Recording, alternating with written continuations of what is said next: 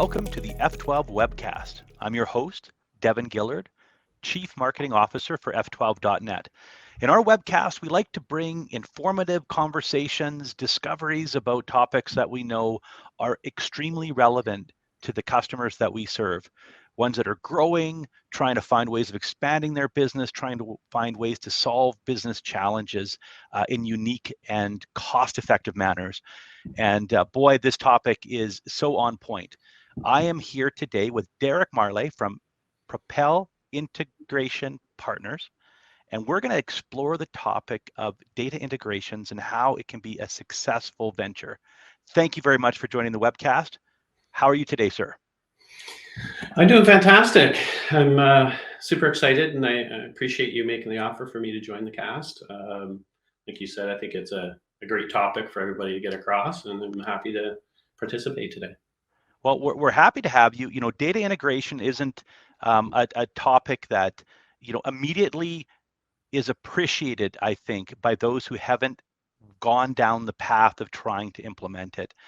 It's often overlooked, and we want to unpack that today and not just discuss the challenges, but really learn from you, Derek, on how it can be more successful. Now, first of all, I want to dive into your title because I think it's pretty cool. If I have it right, you are the Principal Integration Strategist for Propel Integration Partners. How does one become, what's your story? How did you become a Principal Integration Strategist? Yeah, hopefully it's not too boring of a story, but I started when I graduated from university, I worked for a large ERP company. And in that, I had kind of two roles. So one was really focused on the back-end systems, database, like data mappings and persistence layers. And I found that super interesting. The other one was web development. And quickly I realized it wasn't going to be front-end UI design. My brain didn't work that way. That wasn't your world. Yeah. So in that, I did that for about 5 years, really getting involved in the database side and systems, back-end systems. I then pivoted to a company in Western Canada, and they're a large retail commercial company. And I worked for a fantastic CIO who really understood where integration could take their company as they scaled their business. So I joined them as their integration architect at that time. Landed on some fantastic projects, really tons of really good projects that I participated in. And then after about 7 years of doing that, I looked at the market and said, I bet you there's companies out here that are struggling with the same problem. How do they scale their business? They know they need integration, but just really don't know how to do it. So I took a chance on myself at that time and started an integration-based company, really focused on systems integration. And here we are now, 12 years later, and still focused in that space. Really, it's the breadth and the depth, being on so many integration projects, seeing so many challenges companies are addressing through integration, and through that, really learning. And I guess it's just that the breadth and the depth really takes you to a place where you learn and you can help companies.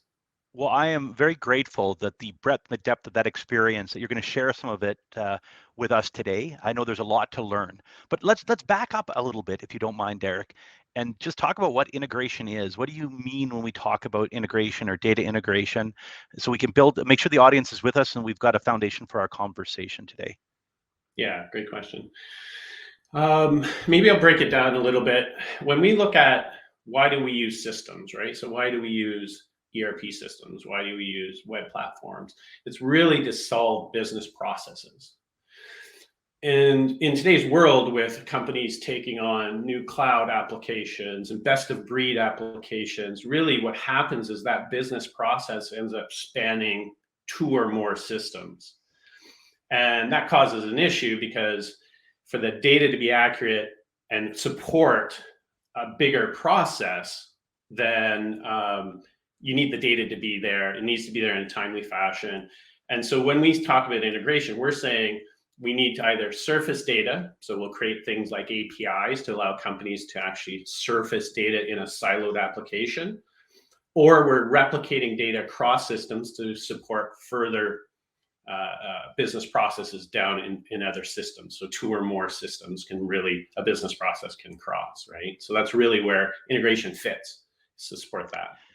And I can certainly. You're saying 2 or more. I think you're being very modest. I'm just thinking about the systems that we have at play in our business, and I think it's pretty common. You have some financial system or ERP. Sometimes it has a really weak CRM. Sometimes it doesn't have. So you wind up getting a CRM, which maybe it's Salesforce or one of the other packages, but it doesn't necessarily have a great sales automation engine for outbound. So you might add an SDR in outbound, or there's a bunch of those. And that's just on the sales side. And then you might do a different one for outbound lead gen, all of which you need to have the same customer database and flow. That's just on sales and marketing. Of course, you've got project scoring, you've got project management, you've got quality control, you've got shop floor management, you got warehouse management. You wind up, and I'm sure anybody could join the call and think about another umpteen different systems. And what can happen? Well, let's talk about what are the challenges as businesses go down this often, sometimes department by department, and sometimes the whole company is moving platforms at the same time.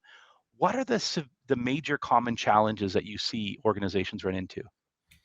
Yeah, it's definitely the siloed data problem. So I think over the last little while, what we've seen is companies really focused on that customer experience. So they want to buy those systems that really face the customer, that make the transaction nice and clean for them, make the experience really good for them.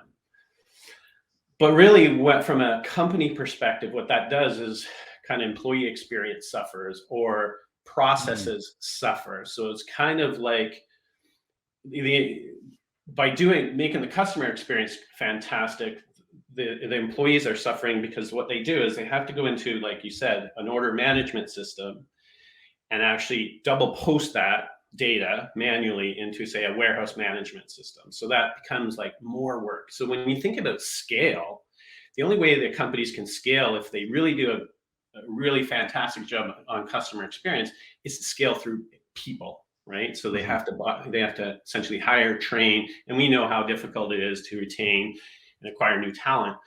So that becomes a bit of an issue. And really where we see integration sitting is to say, how can we start to make that experience a little bit better for the team members? How can we, and further, it will help the experience for the customer as well, if they see that their data is being, their orders being processed quicker, that they're getting the notification that's shipped quicker, like all of that. By breaking down the silos, making it into the business processes that are automated, that's where the win is for organizations. Yeah, it makes sense, and I could speak for the truth of what you've said from my own experience. Is you do put these systems in place, and then you hire the people to interface between the systems, and because you've got to move data across, and that introduces delay.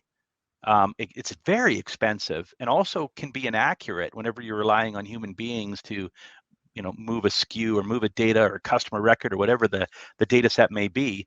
And ergo, business decision making slows down because there's a delay in the data. There's sometimes inaccuracies in the data, and everything compounds, let alone the hit to the P&L and having to staff it.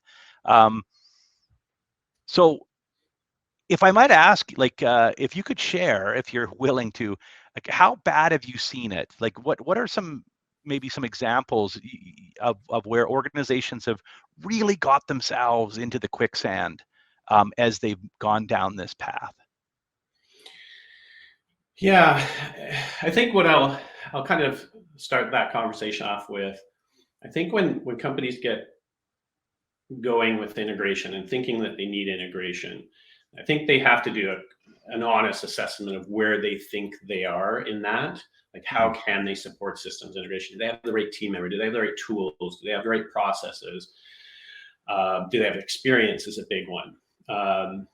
So we've seen, like, a common example will be an organization that we've dealt with here recently, which was it's an organization that they essentially go out and do field assessments, and it's government regulated. They have to go out and actually audit what's going on in that organization, and to ultimately be submitted back to the government.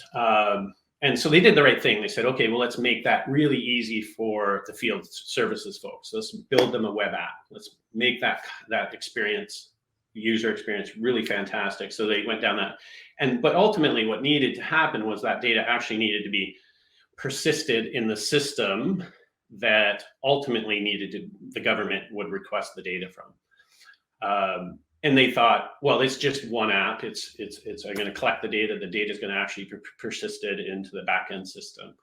So they did a fantastic job on the front end, but where they suffered was sometimes the data was persisted and sometimes it wasn't. So when it came time to submit to the government, they found out that, wow, there's a lot of data that's missing here.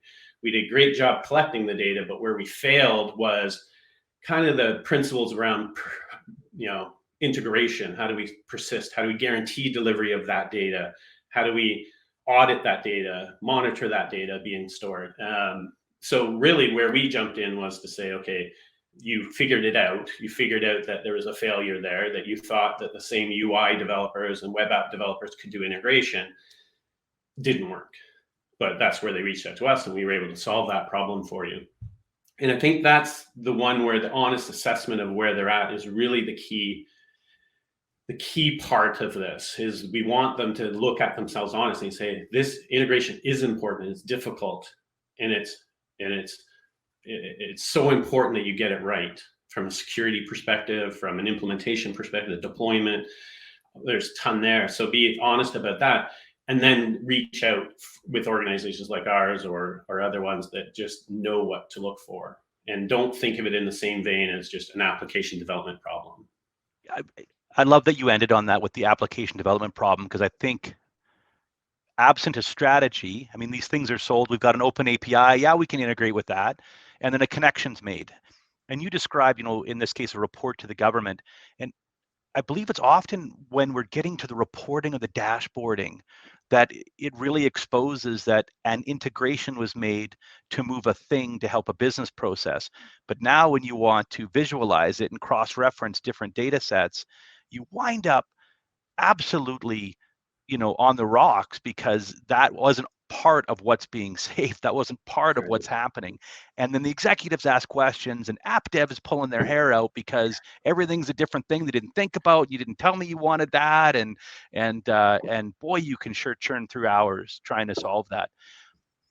Now, you mentioned something I don't want to let go of, and that was when you were listing the challenges there. You mentioned security challenges. So tell me a little bit more about what sort of security challenges we could run into as we slap together integrations. Yeah, I think the one that resonates for me is, I kind of set the table a bit, is when I go into an organization and they tell me that, they have a strategy, they want to go to the cloud first strategies sound fantastic. They sound soft. They sound wonderful. Mm-hmm. Safe. Cloud, right? But what I usually tell them is actually what you're doing is you're going to the internet, that internet where everybody has access to. Hackers are highly incentivized to be there. They have all the time in the world and they're highly incentivized to be there and try to get access to your system. So first of all, I try to break it down that way. Like, let's not use the word cloud and feel comfortable. Let's make ourselves feel uncomfortable, because things like data breaches in your organization are catastrophic, right? From a reputation, from a brand, and ultimately servicing your customers. So we want to make sure that when we look at integration, we're looking through that lens. We want to make sure that customers understand that a part of integrating these systems is the ongoing piece. Yes, you can build an integration there, but what we want to do is make sure that there's vulnerability testing constantly going on, because every day there's a new vulnerability addressed. So don't think, again, honest assessment of where you're at. You can't just build an integration these days, deploy it, and walk away. It's something that needs to be cared for. So that's where I think that from a security perspective, there's so many authentication authorization models that we have to follow. Are people getting access to the right data? Are they getting access? Is your data encrypted at rest or in transit? Like, what are the requirements around that? And that's really where principal strategists will come in and make sure you just set the table. Like, do you understand where you're going? It's really really interesting timing, because just last week I was having lunch with an individual who shared, as part of an integration of a simple application into a leading national telephony provider, not Canadian, who will go nameless. All of the way that the internal information systems team provided the access, it exposed all of the records and all of the data on millions of customers, including sensitive geopolitical information. I'll leave it at that. And it wasn't the intent. They were just trying to solve connect this to that. But the result was pretty horrifying, actually. So, a good point, right? And of course, the more you're moving data, the more you're spreading your risk exposure across the different systems. So, these are sobering thoughts, and I guess that's the difference between thinking about it in terms of a strategy. Hey, Derek, as just the ask or the task of connecting two things together, different orders of conversation. Yeah, exactly. Yeah. Okay, perfect. Now, we had talked a little bit there about what often drives the need for a strategy or gets the conversation going at the executive level is an ask for a report or a dashboard or up-to-date visibility across the system, so one can get the pulse and make better decisions, better informed decisions about the organization. So how do you help organizations, develop better insights from their data through an integration strategy? Yeah, I think it is. I think it is top down, right? It's not a bottom up problem. Like, we don't want to say, okay, what are you trying to integrate? Okay, let's just technically solution that problem. Let's do a design, let's start a build, and let's do a deployment. I don't think that's a right strategy for an organization. What we want to do is kind of come top down. We want to look at it and say, again, capability wise, we have to put in kind of the rigor early. So as we build, what is our methodology around the development lifecycle practice? And how are we incorporating vulnerability scanning constantly? How are we doing penetration testing early to make sure that we're doing this correctly? And once you put those governance type things in place, the development cycles can start. But what we want to do at that time is say, there's a procurement process. Like, do you have the right tool today? And that one that will actually help you long term? Because yes, you have an immediate, but you're clearly trying to scale your business. And what will happen is a third and a fourth integration. So we want to kind of set the tone that, we have the right tool today and tomorrow.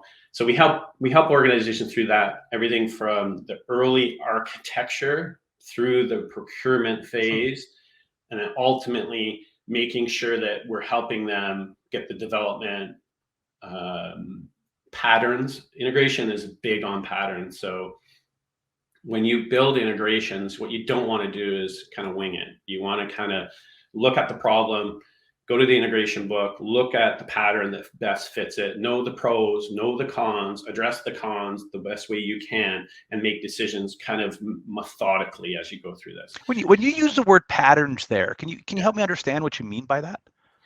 Yeah, so in the space of integration, there's integration patterns. There's a great book that kind of covers all of the integration patterns. So when we talk, a pattern would be like, I need to guarantee that this data makes it to this system. So it's not a timing issue. It's more I just need the data to arrive. So they'll say, okay, there's many patterns that you can follow for that one. Messaging pattern is a great example of saying durability. I need to make sure that that data is durable, so it will survive, and guarantee that data to survive. So we would look at the pattern, the messaging pattern. It has a notion of taking that data, storing it, and waiting for the target system to become available. So it creates tolerance to say, maybe that database is down, being maintained right now and updated and schema. And then when it comes back, we connect and store the data into the target system. So that would be a durability pattern. So we'd take the business requirement and we'd say, this is a durability pattern. So we go into the patterns book and say, I'm looking under durability. Under durability is a bunch of patterns that we can follow. And we would just evaluate those and look at what is the right one. Of course, when you implement messaging patterns, there's pros and cons to that. You have to have a messaging platform. That's a con. It's a pro as well. Okay, I see. Oh, so it's not just like identify that this thing talks to that thing. It's an entire methodology for how to approach the challenge that's related to the function that you're integrating. Uh, Very, very interesting. I hadn't heard that term before. Yeah. Um,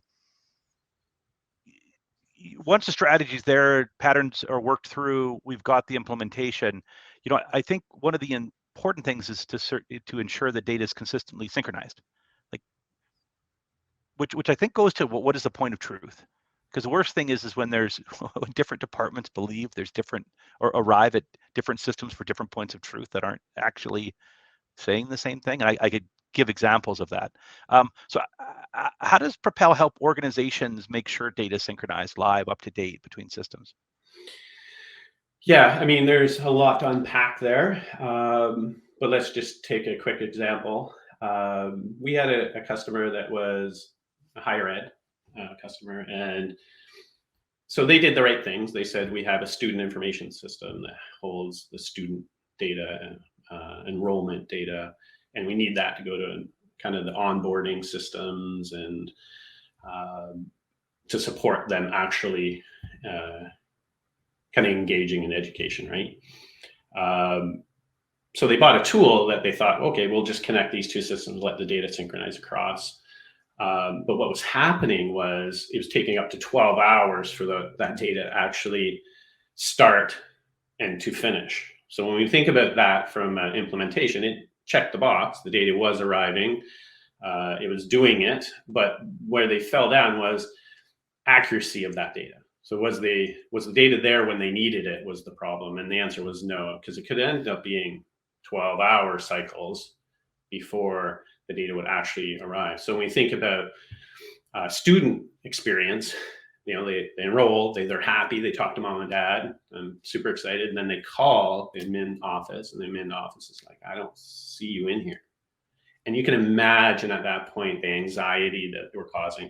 And then vice versa, on the other side, you have the administrator who's now has to deal with that. So from an administrator experience, it's horrible as well. So what we want to do is make sure,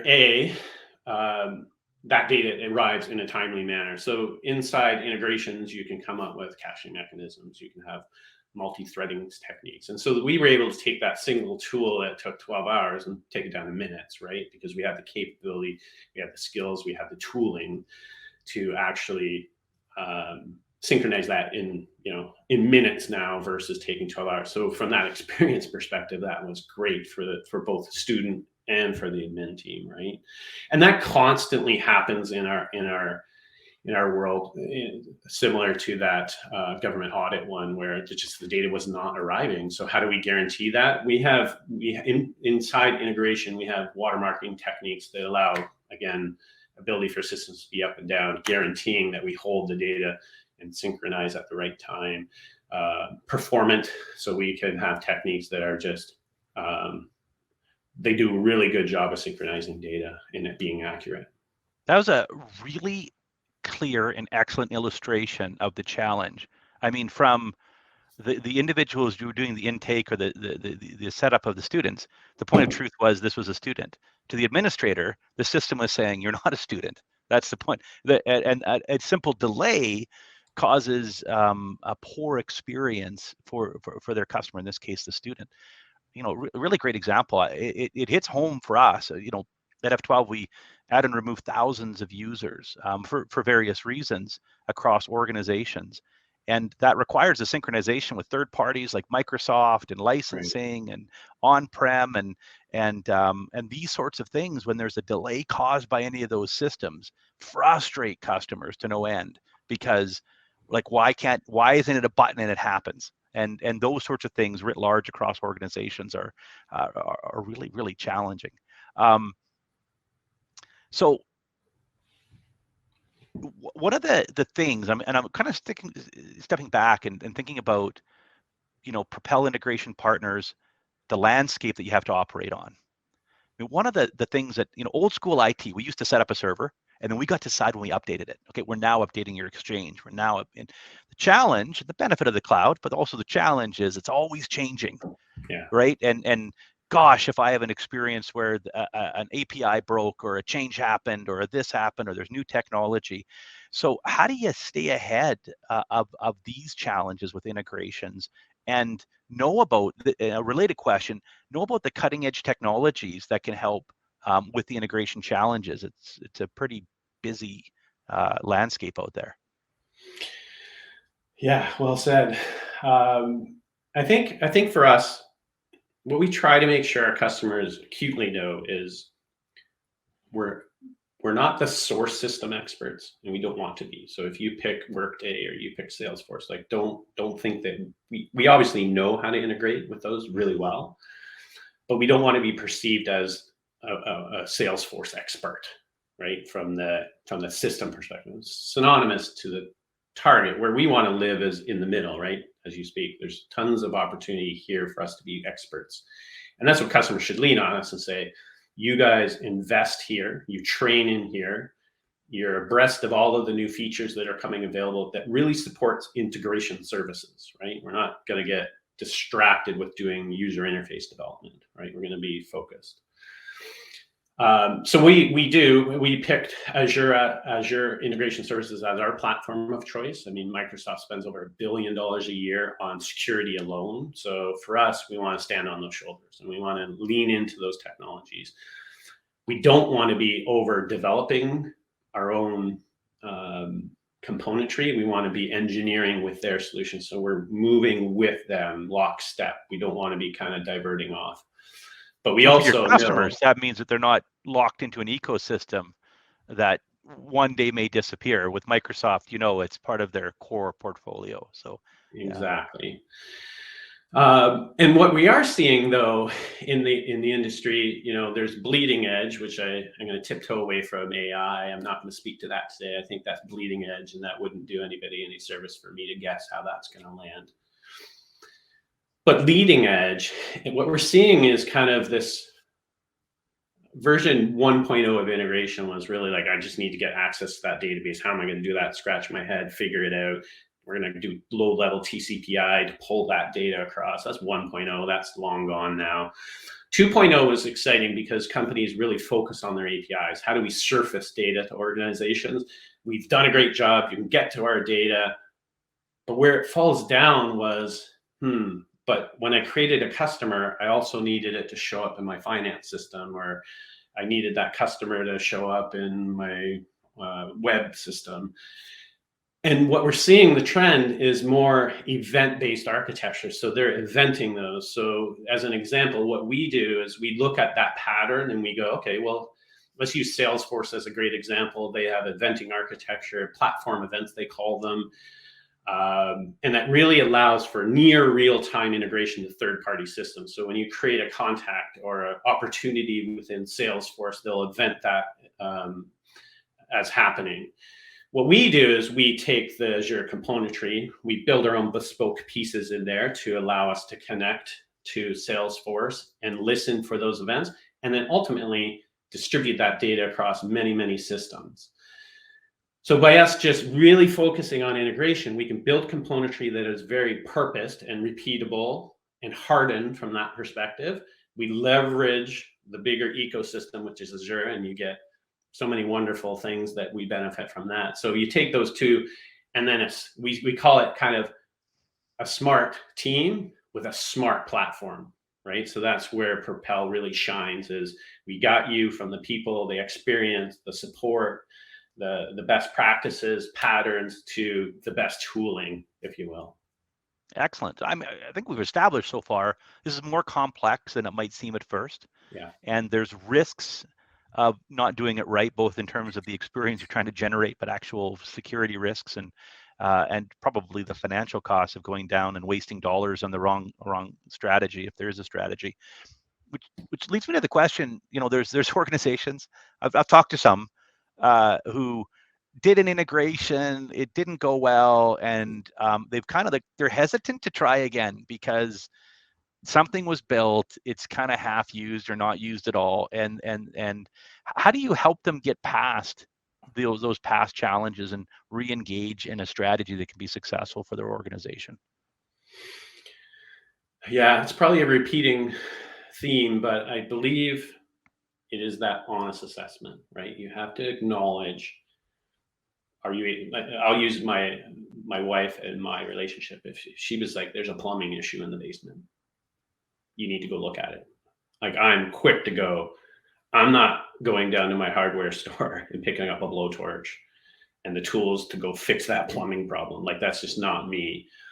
But I believe that there's folks out there that believe that they can do that. And it starts this, you're now into it, right? You're going down and then you're going back the second time to pick up the second tool that you needed.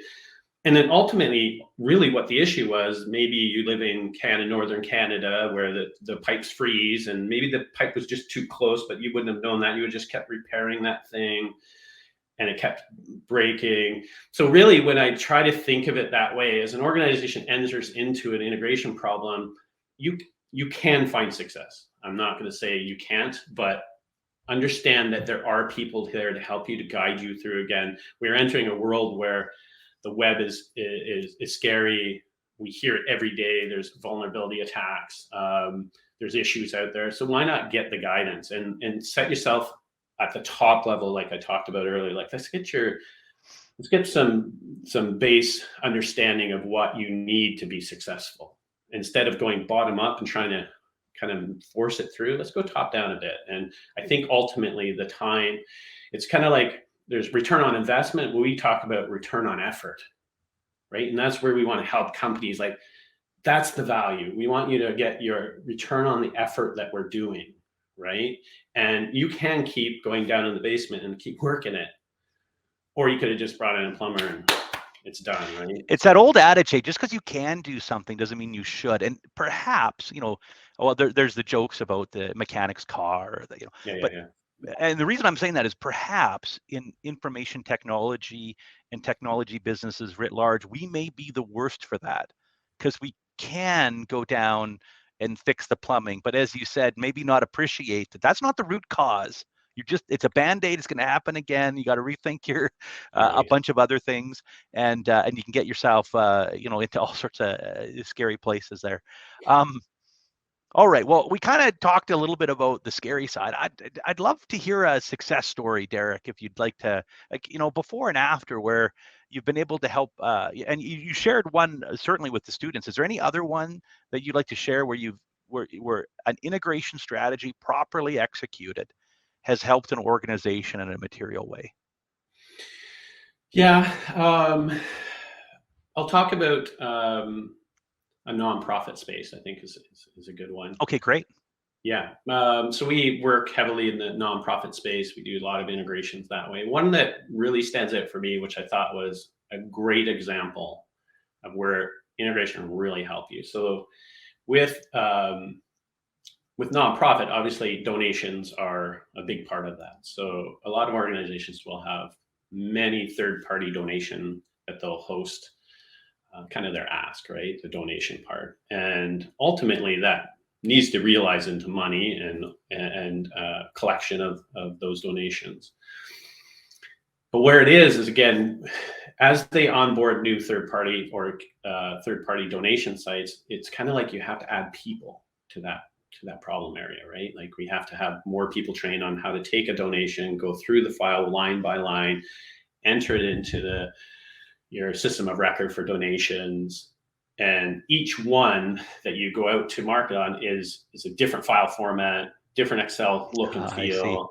Like, it just becomes N+1 problems. So what we did for a large charity was we essentially integrated that for them. So we understood the data formats that each of the donation sites produce.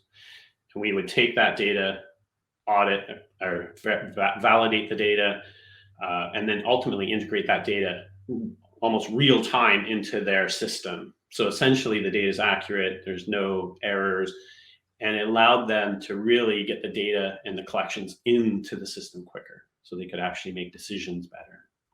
Oh, fantastic. That's a great example. I love your expression there about N+1 too, because often in business we'll tolerate a challenge. Like, it's not so bad, the first iteration. Yeah. But then the second one makes it exponentially worse, and it just keeps going from there.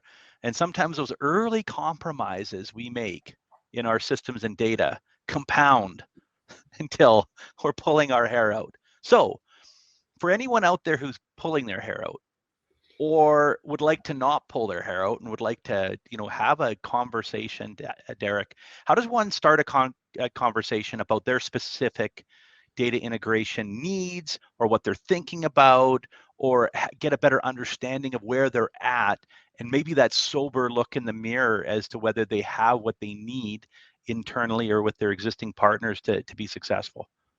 Yeah, great question. So we kind of try to meet our customers where they're at, right? So that we're going to see customers in organizations that are tiptoeing in. They're like, I don't know if I need integration. So I don't even, I just don't know yet, but it sounds like I may need it.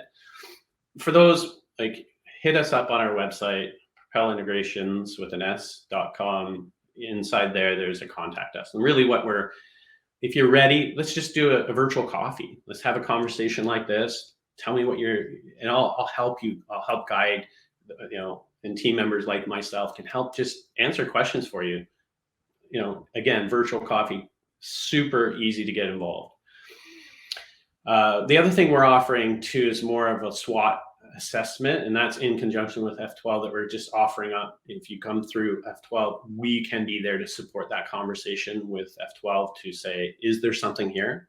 And if so, how can we make sure you get off on the first? It's a three-hour, no obligation. Let's just kind of help you in earnest to this conversation today. And then, just ultimately contact us. We just want to have conversations. We just want to create those collisions so that we can at least help you get off on the right foot. Right. Well, I sure appreciate what you're offering there, which is exclusive to F12's customers through our partnership, an ability to engage on a one-time basis, to do a SWOT analysis, see if this is going to solve challenges for an organization. We'll send out a little bit more information to our audience about that offer. And thank you very much, Derek, for extending that. This is a really fascinating topic about integrations, and I've really enjoyed exploring it with you and understanding both the complexities and the nuances of integration and data integrations and systems, where it can go wrong, and the benefits that can be realized for organizations when they think through and execute on an integration strategy. Thank you for your time today, Derek, and thank you to everyone who joined us for our F12 webcast. Good day.